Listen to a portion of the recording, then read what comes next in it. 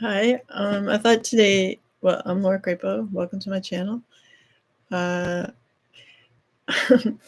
I'm a Reiki master, intuitive, since like professionally since 2003, and I've been like doing this YouTube channel on and off for a bunch of years. And today I'm gonna do a collective reading.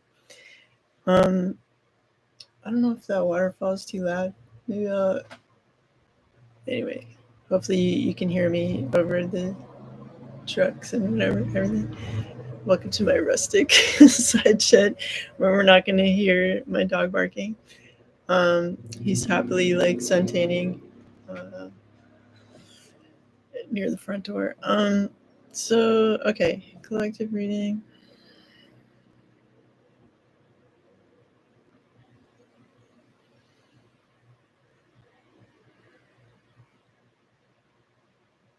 I get this feeling of like people trying to like connect with each other, but like each person is feeling confused and kind of disconnected.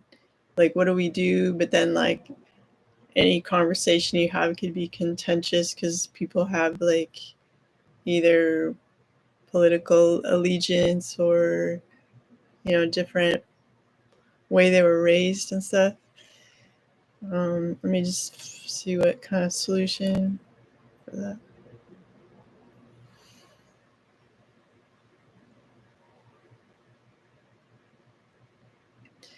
I mean, one impression I get is like just try to be really patient and center yourself, like feel grounded in reality, like in this moment, and just you don't have to know the solution. The most important thing is to feel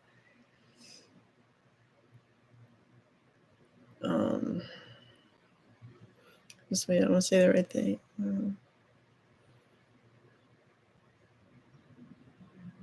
This sort of welcoming vibe of like a non-confrontational, it's all good kind of vibe where it's okay to not know in the moment like what to do.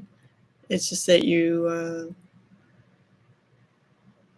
in general want things to go well, but you're not going to be like controlling about it.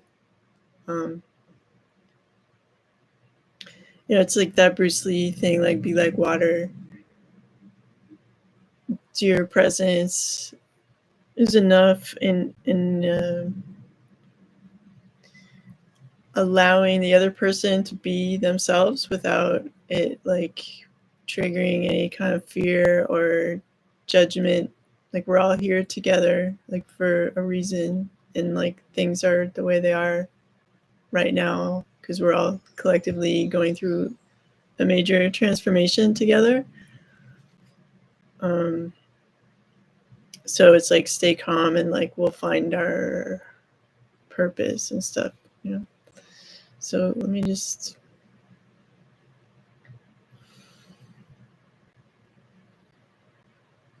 I think too, like people do this on the web and stuff, but like not everybody has access to that.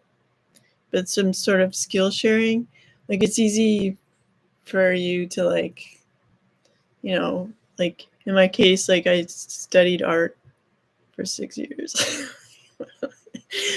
And like it's easy for me to teach people. Like I have done like I had a roommate and she was studying like theater and film and stuff, and I had all these art supplies and I was studying art, and I was like, hey, I like your drawings, like why don't you use my stuff and like make a painting?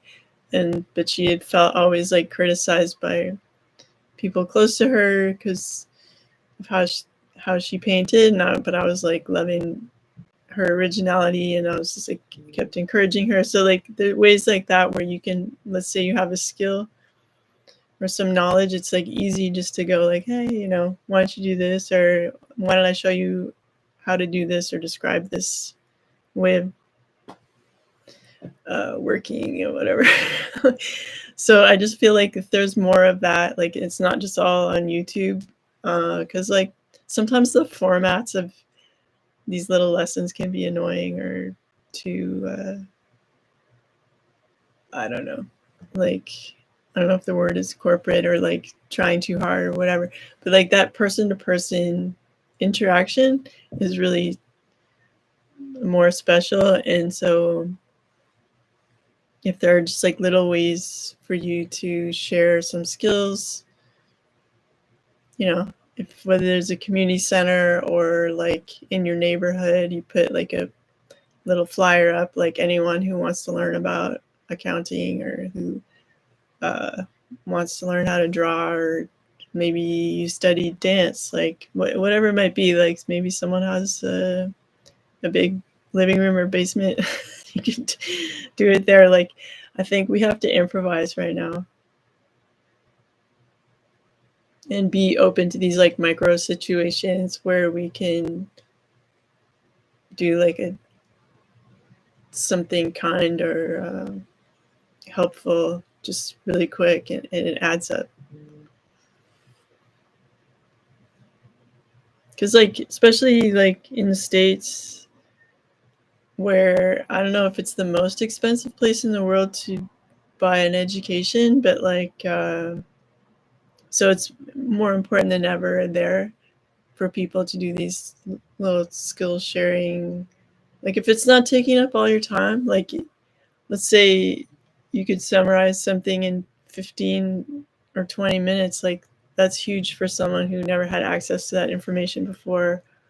Or like even like when I first started learning to draw, like I was always just drawing these like really bad cartoons of like attempts at drawing like David Bowie or Grace Jones's face from a photo or something, and it wasn't very good.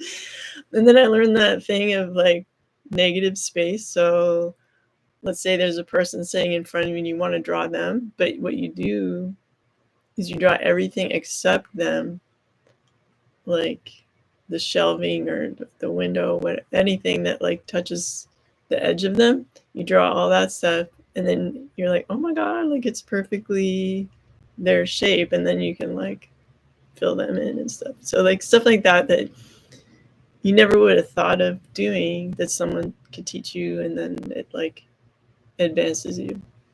So okay, what else?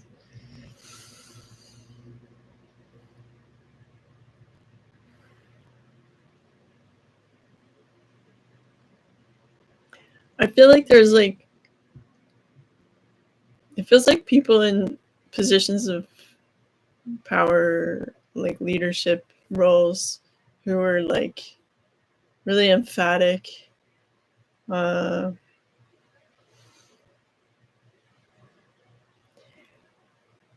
kind of stirring up like a panic mode. And I think like it's super important to get back to that Bruce Lee, like be like water, because like what decision that you made in your life that was made from panic like was a good decision? Like probably none of them. So you really have to get into that, like letting time stand still and just seeing all the different pieces of it, and making like a choice out of like where you want to go, like what not just being reactive, like making a decision based on like the universe of it all, you know.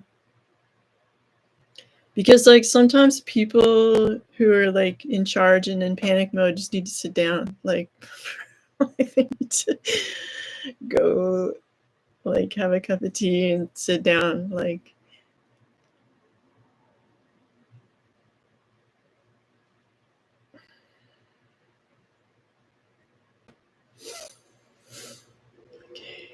energy. And like just because they've been voted in doesn't mean they're like excellent at what they do. Maybe they're really good at speech giving and shaking hands and like organizing a press, whatever it's called, thing where you're filmed and it's broadcast. um, so like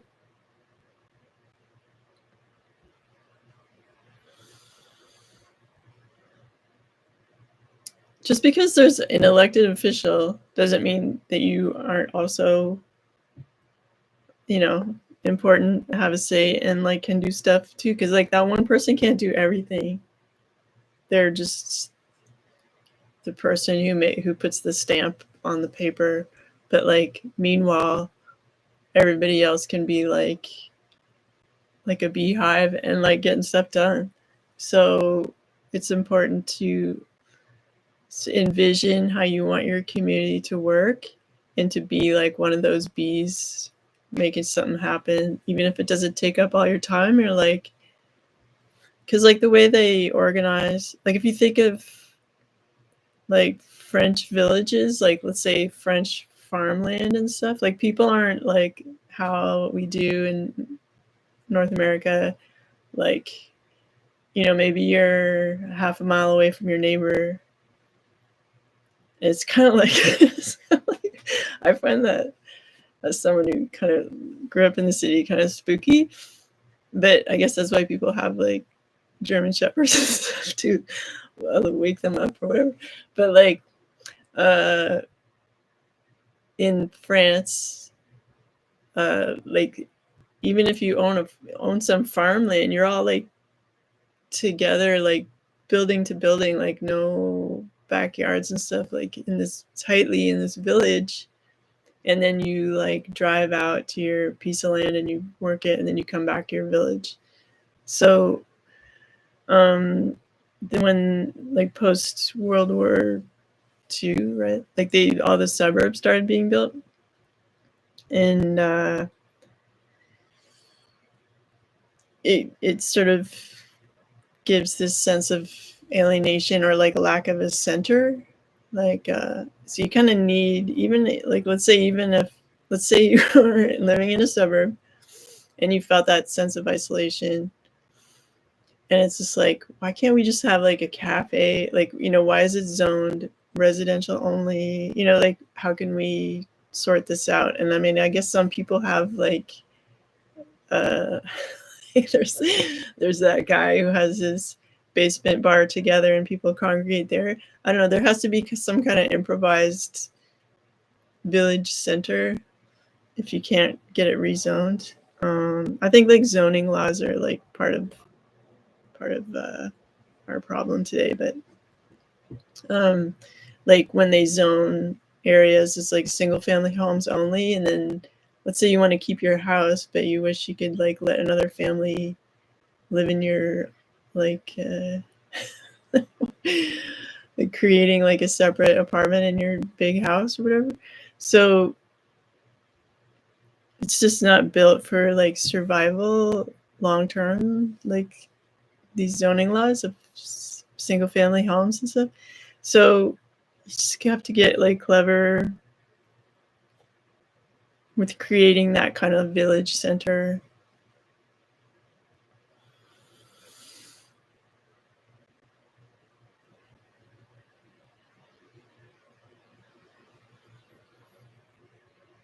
Okay, what else for the collective right now?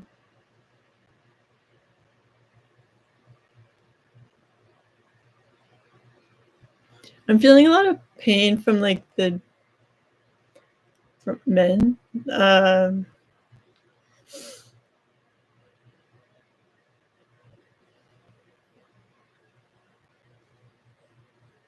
Like it's in it, like I watch if you follow my Instagram feed or stories or whatever, I'm always like passing on like nature videos of like birds, you know, showing off and like stuff like that. And like there's an element to like men naturally have that like strutting your stuff and, you know, the mating ritual and like, you know, just like there's like, to stifle that into like an office position where you're sitting down most of the day and doing things that aren't authentically like your idea, you know, working for someone can, it would be like building up lava in a volcano, you know. And if you look at some live footage, if you look at Epic Lava, their Instagram, which is one of my favorite Instagram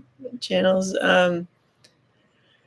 you can see what lava bursting out of the Earth's crust like looks like, and it's like I feel like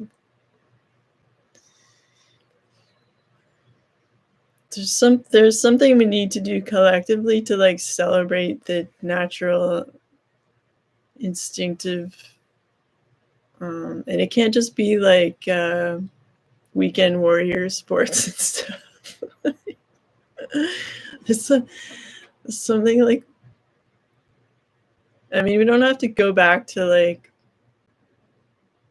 I'm not gonna say druid, because like druid is like a sort of very spiritual thing, but nature-based, you know, celebrations and stuff. There's something really artificial about how our expectations on men, well, everybody, but like I'm just picking up the men part right now. And I think like if the masculine was healed, like everyone would be healed.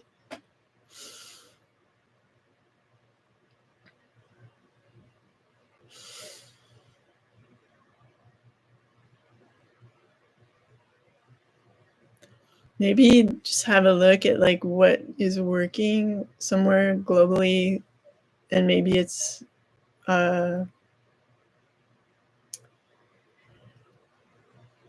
like dancing, but like not in a club, you know, not how we do where there's like someone profiting from it, like buy my alcohol or, you know, gain access into my club or whatever. Like there's stuff that you can do for free that is outside that is like sort of the same very physical, like group dancing. Like, I don't know, like when like I used to go to this Greek restaurant in Montreal where like Thursdays they'd have a band and like people would just do their little like Greek dance together, and it's not anything super complicated, but it's fun. And like, so there needs, like, in the States or Canada's so boring, but like I can't in that regard, like there's not enough people to generate that kind of like community aspect. But like, okay, let's just say in the States, where there's a lot of people, it's important to implement some kind of thing like that. Like you know, there's that dance where like people go in one direction and the next line of people go in the other direction. Like maybe there needs to be more stuff like that in parks. Like ballroom dancing's fun in parks, but like I'm a ballroom dancer from time to time, and it's frustrating for me to find like the right partner and stuff. And like in public parks and stuff, it's like I don't want to dance with that guy, but I love dancing anyway. But those things where like whether it's line dancing or group dancing where you don't have to have a partner, but like everyone's doing it together, like I feel like that would be really healing, and it needs to be like free. And I don't know if people can, like, let's say someone puts up a flyer and it's like, okay, every Friday night after work or whatever, there's like the Greek style dancing in this plaza or whatever. Like it needs to be free because times are tough and you don't want to be excluding anyone.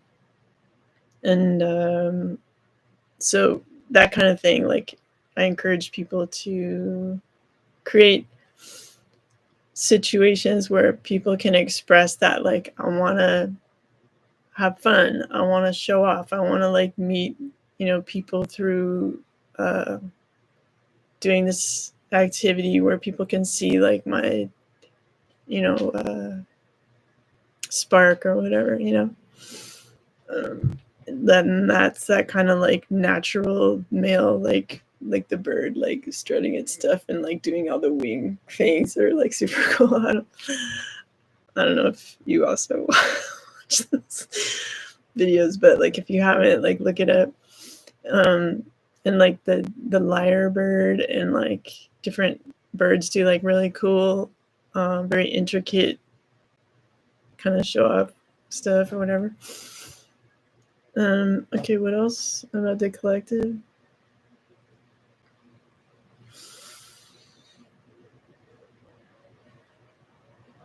I was also just, when I wasn't trying to connect uh, intuitively, like thinking about summer camps and stuff for kids. And like, there's this camp kind of near me that my daughter went to one year. And like, when you first enter, it's like a wilderness camp, like next to a national park.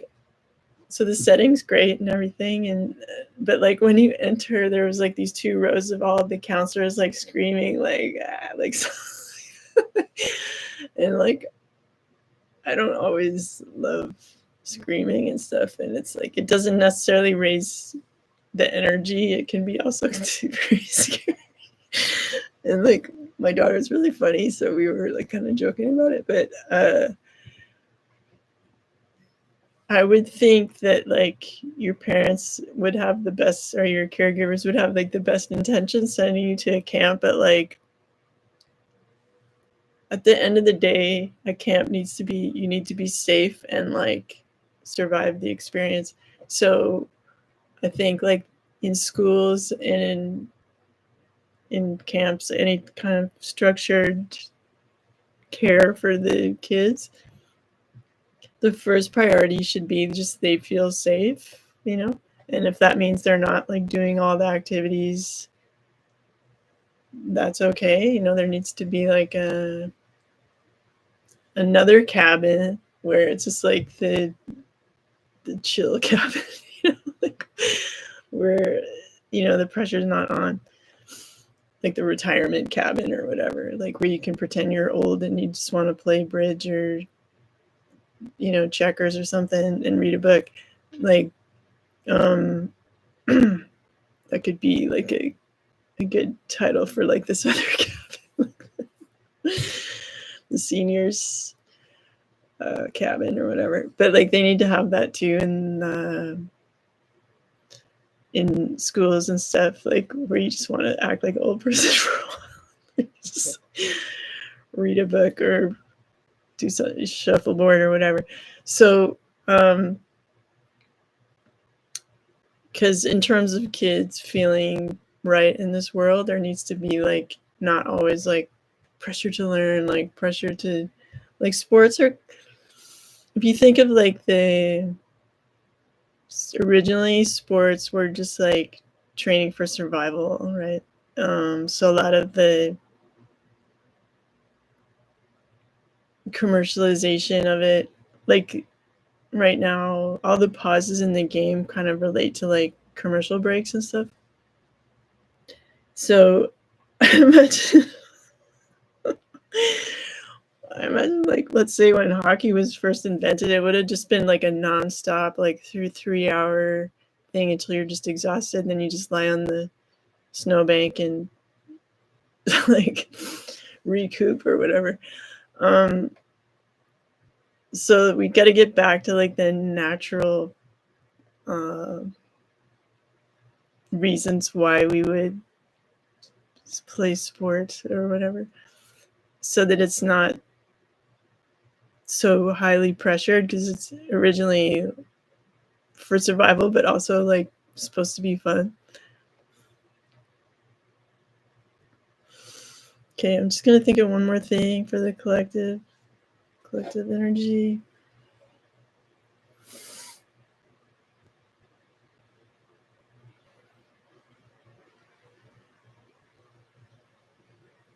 Something about plane travel.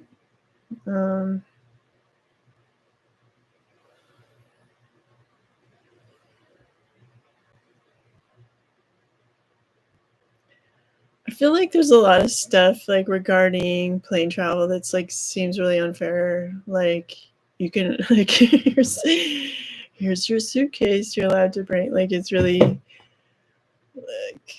like what? Like there's some unfair maltreatment kind of aspects to it that I think people, because without consumers, they're really, the consumers should be able to dictate like some of this stuff. So I feel like people need to, in whatever way seems appropriate, bring up like how, and what, you know, like let's say in the States, like someone can invent like a new type of airline. Like there's a, what's it called? La Compagnie. Like, because probably someone was like, why can't every seat be first class? Anyway, so like La Compagnie is like a company who made like all first class plane rides. Unfortunately, they're just from New York to wherever. And like, it would be great if it was also Montreal to Paris, but whatever. The That kind of thing where people are putting, either forcing change because like they're getting more customers, or by making like their own, like even like Virgin Airlines like just started out from that guy like being frustrated he couldn't fly to the Bahamas, or he couldn't fly his girlfriend to the Bahamas or something or whatever, so then he like made his own airline, and then that grew. So, and he, you know, I guess like Virgin, I've never flown Virgin, but I welcome a free ticket. But like, I've never experienced their like angle on flying and like the culture they're trying to produce with their brand. But I know that it's different than like United or Air Canada. So either people have to like create their small brand, whether it's like leasing someone else's plane because you're doing like a once a month flight in your certain fun style that is like how you want to recreate. You know how they have like they train, old fashioned train travel has like come back in vogue a bit. Like you can go from London to Venice or something on a fancy train where you have like 5-star service, whatever. Um, it could be like that where someone leases like a plane and creates like an experience for air travel that like people miss, like you see the old stuff from like the 60s of like a disco and like the top part of the jumbo jet, and like I remember some of that, like because I was a kid. I was born in the 60s and I was fully aware of the early 70s, and like the disco era was like part of my childhood. So like I remember people smoking, like the non-smoking section on a plane was the first 5 rows.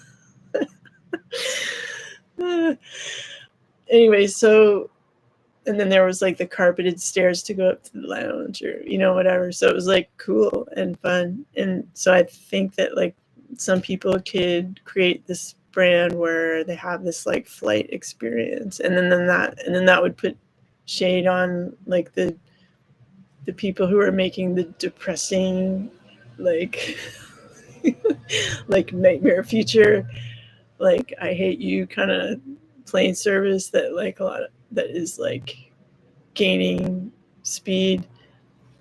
But I think like the reason why plane flights from the big companies are like lame is because like, you know, there's one CEO in charge of like all these uh, different planes and stuff, so you're not getting that like personal touch, or it's not like real life where, like, let's say there were no such thing as companies and employees and everyone was just doing their own thing, like you'd have a very like custom experience like everywhere you went. um and so it's, I think like it would be cool if people made very custom plane ride experiences, and then that would like force the industry to change because like no one wants their airline anymore. Anyway, I'm gonna end it there. I hope you're enjoying this gray hair. I'm not, but my kids are encouraging me to like embrace the silver, but so I'm just trying to like be nice to them right now, but who knows? Who knows where I'm going with that? But I hope you enjoyed this video, and oh, your sound is good. Oh, thank you so much. Yeah, and the next time I do this, maybe I'll open it up to questions from everybody and like see where that goes. I could like answer some live like psychic reading stuff. Might be fun. Anyway, take care. Thanks for watching my channel. Take care. All the best to you.